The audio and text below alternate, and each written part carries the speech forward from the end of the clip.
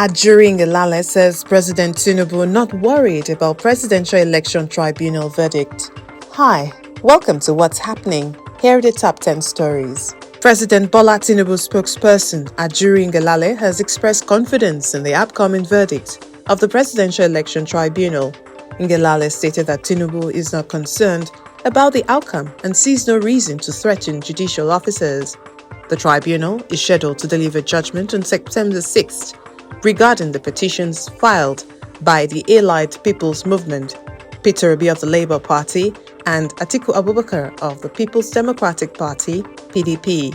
Ngelale believes that the panel will make a judgment based on their evidence presented. At number 2, the two-day warning strike embarked on by the Nigeria Labour Congress, NLC, recorded partial compliance in some parts of the country on its first day. The NLC declared a two-day warning strike over the impact of the petrol subsidy removal on the masses. On the first day of the strike, commercial activities in most cities across Nigeria continued apace, with a lull in the financial services sector. In some parts of the FCT and Lagos, some banks were open to customers, while some filling stations were seen attending to motorists. In Ondo State, some officials of the Nigeria Labour Congress, NLC, stormed government offices in the state to enforce the union strike and ended up engaging in a fight with some of the civil servants. At number 3, President Bola Tinubu is taking steps to modernize Nigeria's public service administration by embracing technology. During a meeting with Andrea Arroyo, Oracle Computer Technology Vice President, President Tinubu emphasized the role of technology in ensuring the accuracy and transparency of data from public institutions while enhancing accountability. This move is driven by a collaboration between the Nigerian government and Oracle aimed at reforming the country's civil service and data management sector. At number 4, the Nigeria Police Force has increased its deployment across the country ahead of the Presidential Election Tribunal judgment, which is scheduled for September 6th. In a statement by the Force Public Relations Officer, ACP Muyiwa Adejobi, the police reiterated their commitments to ensuring the safety of lives and property before, during and after the judgment. The force also issued a strong warning to individuals, including mischief makers and political gladiators, to be cautious in their actions and statements, as any activities capable of inciting violence or causing anarchy will not be tolerated. At number 5, the National Association of Nigerian Students, NANS, has defended students' universal right to peaceful protests amid concerns raised by the Department of State Services, DSS, about potential violent protests instigated by politicians.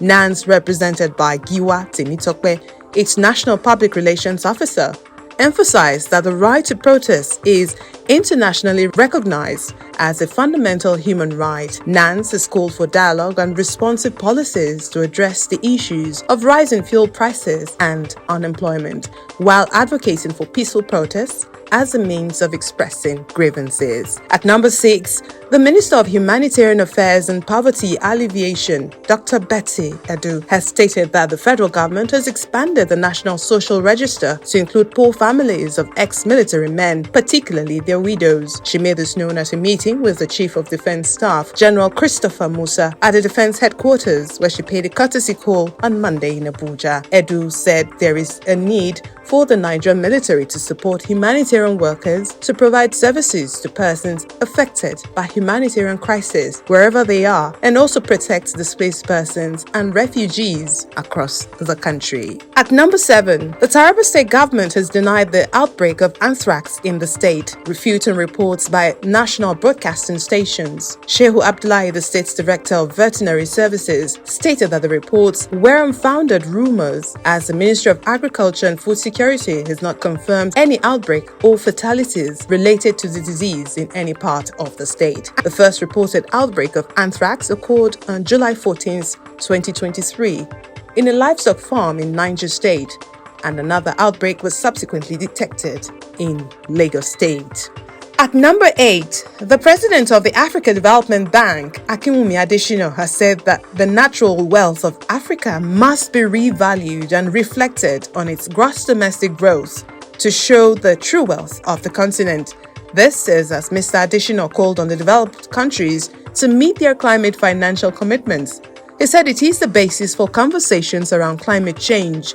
Mr. Adesina, who listed the continent's natural resources, including its vast forests, especially the Congo Basin, and its renewable energy potential, said this Tuesday at the opening of the Presidential Day program at the ongoing Africa Climate Summit in Nairobi, Kenya. At number 9, Prime Minister Narendra Modi's government has replaced the name India with a Sanskrit word in dinner invitations sent to guests attending this week's Group of 20 G20 summit, triggering speculation that the name of the country will be officially changed. Officials of Modi's right-wing Bharatiya Janata Party, BJP, back the change. They argue that the name India was introduced by the British colonials and is a symbol of slavery.